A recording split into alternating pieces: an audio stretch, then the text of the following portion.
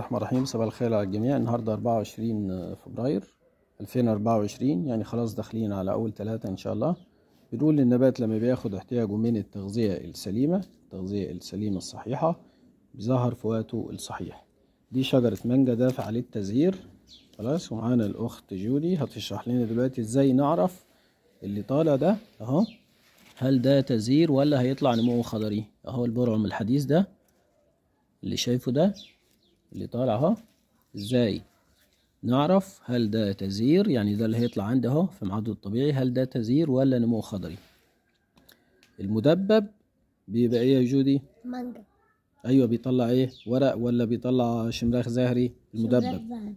المدبب لا، المدبب بيطلع ورق. ايوه، والتاني المدبب المشرشر هو اللي بيطلع ايه؟ ورق. لا، المشرشر هو اللي بيطلع شمراخ زهري. ده ايه؟ مشرشر ولا مدبب؟ اهو مشرشر. ده ايه كده؟ مشرشر. ده مشرشر، يبقى هيطلع ايه؟ مانجا. مانجا. جميل، يعني شمراخ زهري. والمدبب زي مين مثلا؟ اهو ده اهو، ده مدبب اهو. ده كده هيطلع ايه؟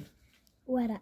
ده كده هيطلع نمو خضري، يعني هيطلع برج زي ده كده اهو. هيطلع برج والسنة الجاية يطرح.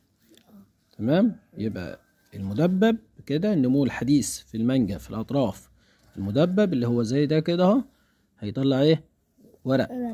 والمشرشر هيطلع مانجا اللي هو زي ده كده اهو، مشرشر اهو، ده كده هيطلع شمراخ زهري. جميل، ده اهو مشرشر هيطلع شمراخ زهري.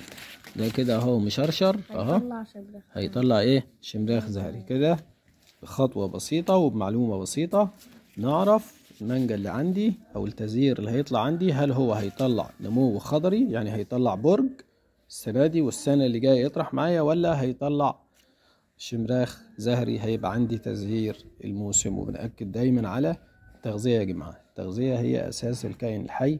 عايز نبات قوي صحي متين، اديله احتياجه من التغذية من أسمدة اليسر للخدمات الزراعية.